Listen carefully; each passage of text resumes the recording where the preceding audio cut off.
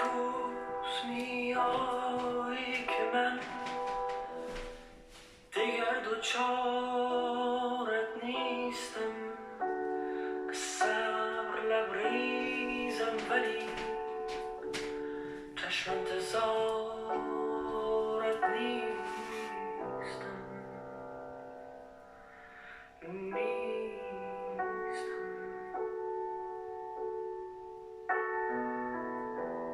یک روز میایی که من ندارم نه جنون نه شک به چیزی نه یقین. مست و خمارت نیستم. Hi.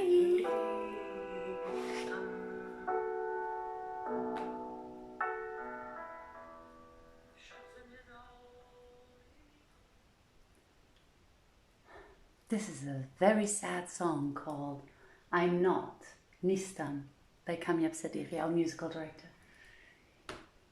Alright, I hope nobody identifies with the song right now. I hope we still are. Welcome to another reading of 1001 Nights. My name is Saman, Giraud, and I'll be your host this evening. For those of you who don't know, we started reading the original translation of 1001 Nights more than a year ago. And back then I was joking with my friend and co-worker and partner in crime on this project, Joanna, and I said, no, just imagine we're going to be done reading the whole volumes by the time the pandemic is over.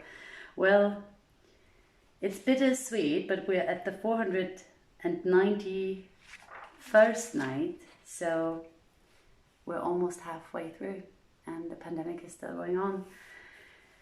As much as I hope for all of us that this madness is going to be over, this is one of my wonderful plants. Say hello and enjoy the reading.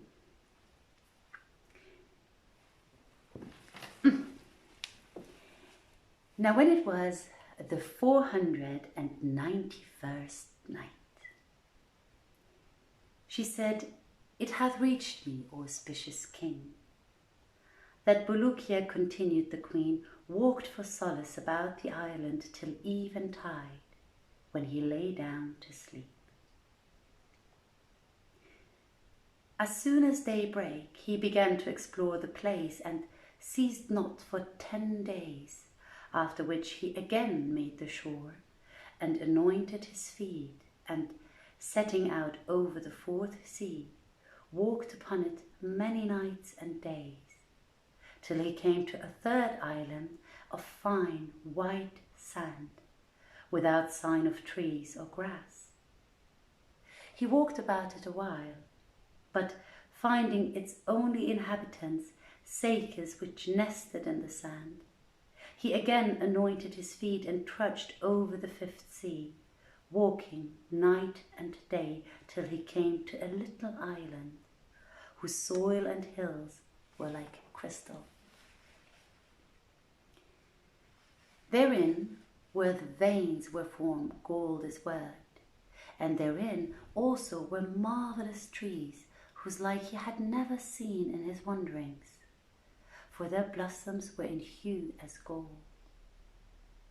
He landed and walked about for diversion till it was nightfall, when the flowers began to shine through the gloom like stars.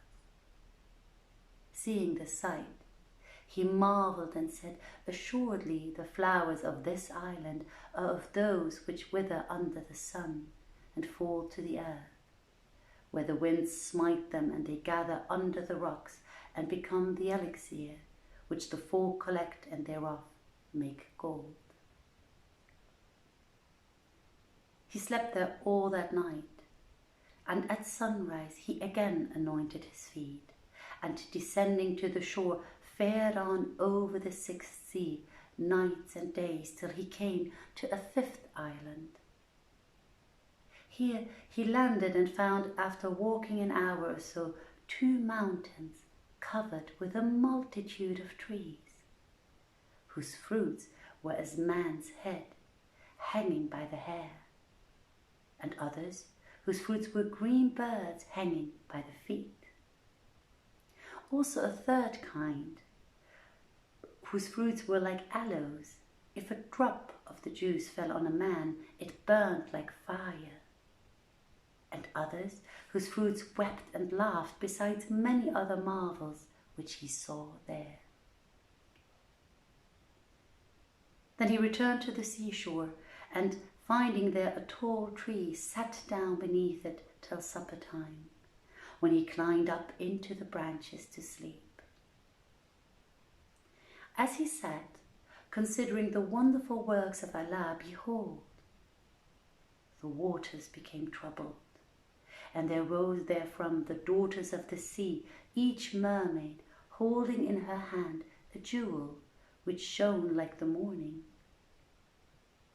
They came ashore, and, forgathering under the trees, sat down and danced and sported, and made merry, whilst Bulukiya amused himself with watching and wondering at their gambols,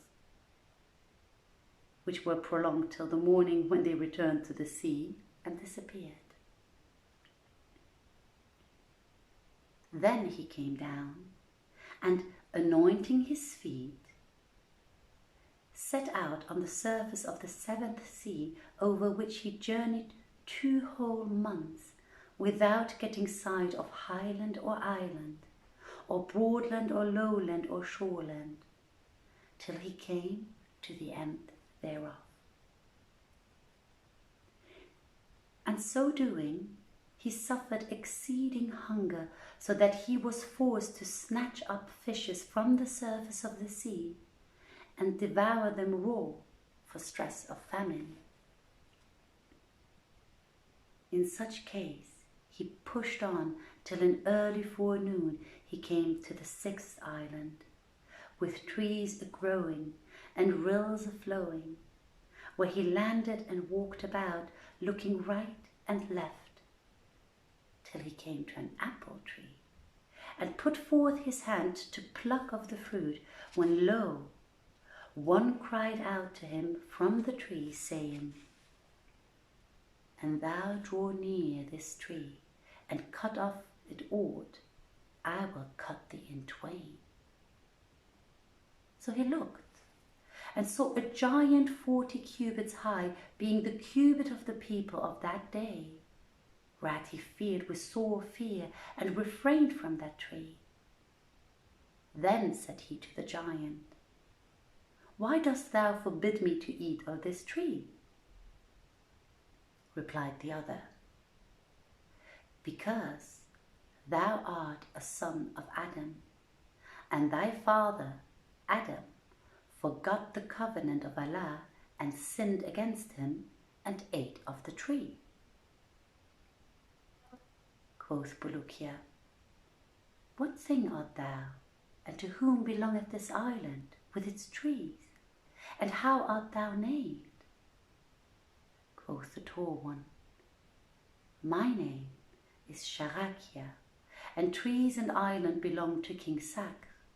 I am one of his guards and in charge of his dominion," presently adding, "But who art thou, and whence comest thou hither?"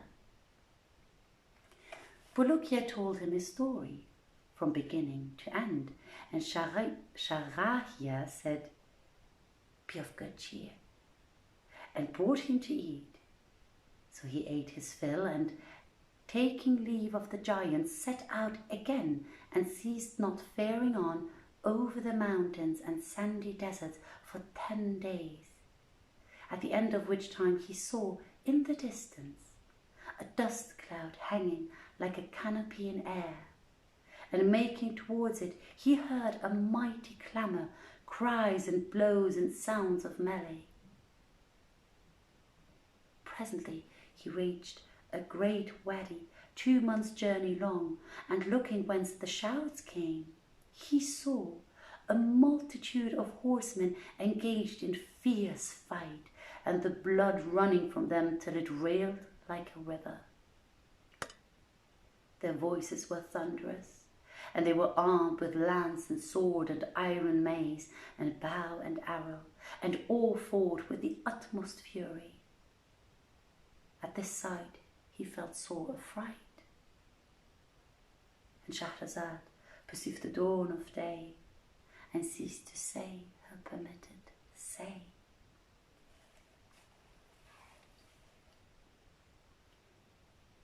Now when it was the 492nd night, she said, "It hath reached me, auspicious king, that the queen continued, when Bulukiya saw the host in fight, he felt sore affright and was perplexed about his case.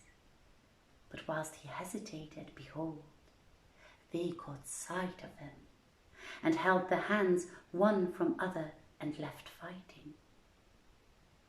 Then a troop of them came up to him, wondering at his make, and one of the horsemen said to him, What art thou? And whence camest thou hither? And whither art wending? And who showed thee the way that thou hast come to our country? Quoth he, I am of the sons of Adam, and am come out distracted for the love of Muhammad, whom Allah bless and preserve. But I have wandered from my way. Quoth the horseman, Never saw we a son of Adam till now, nor did any ever come to this land. And all marvelled at him, and at his speech. But what are ye, O creatures? Asked Bulukiya.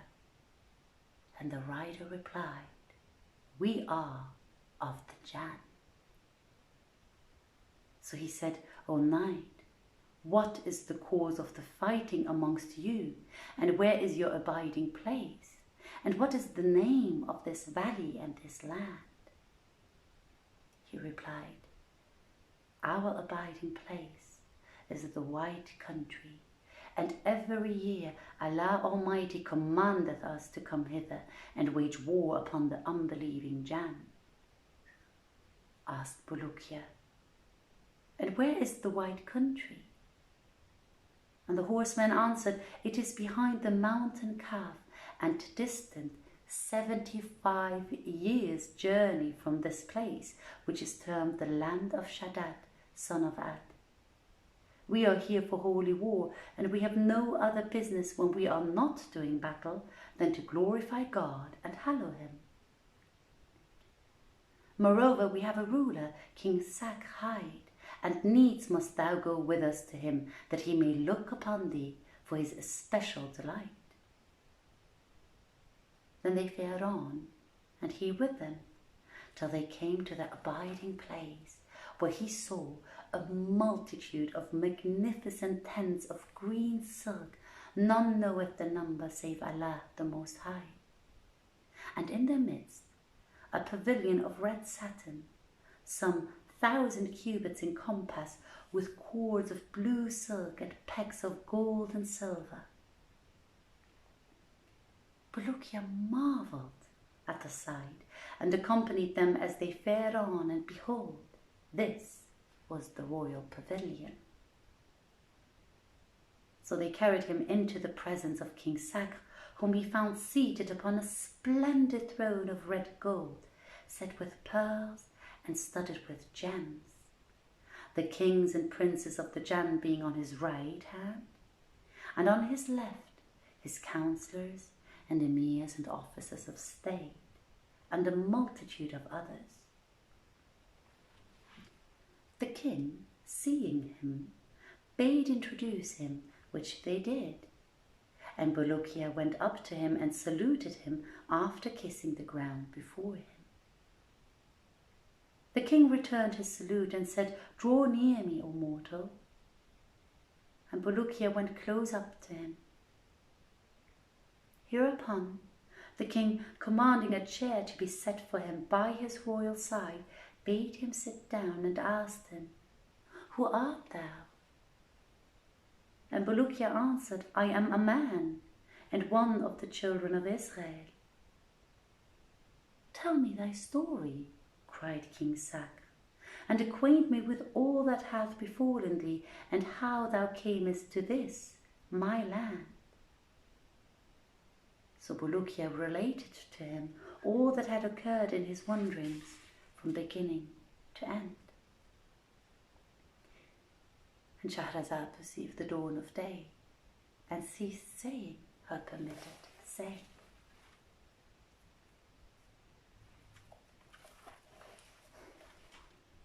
Now when it was the 493rd night, she said, "It hath reached me, O auspicious king," that the queen continued, when Bulukiya related to Sakhr what befell him in his wanderings, he marvelled thereat. Then he bade the servants bring food, and they spread the tables, and set on 1,500 platters of red gold and silver and copper, some containing 20 and some 50 boiled camels, and others some 50 head of sheep, at which Bulukiya marvelled with exceeding marvel. Then they ate, and he ate with them, till he was satisfied and returned thanks to Allah Almighty.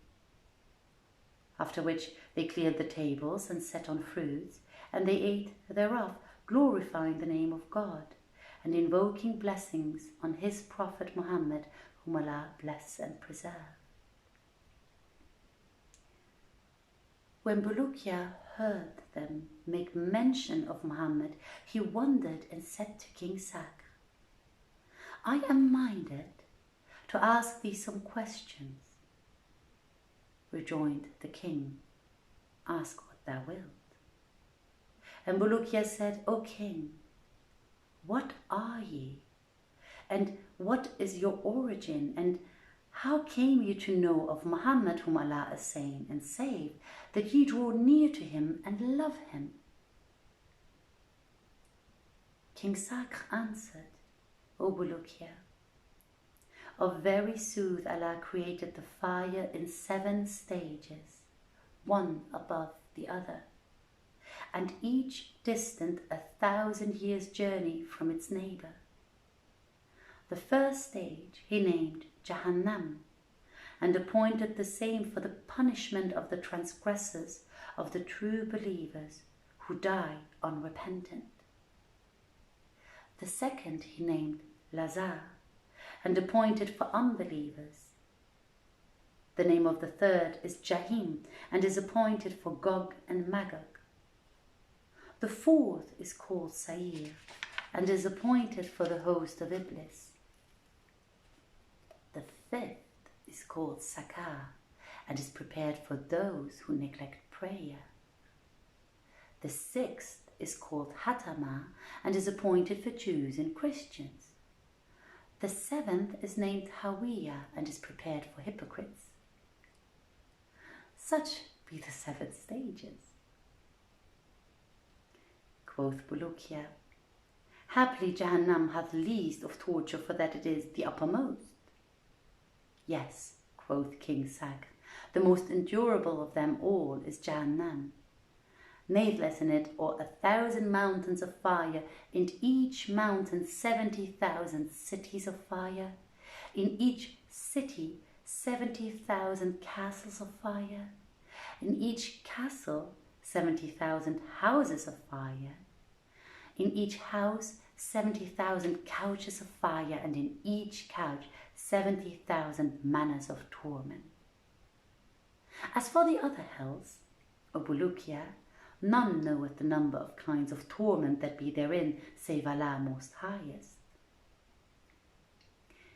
When Bulukiya heard this, he fell down in a fainting fit, and when he came to himself, he wept and said, "O king, what will be my case?"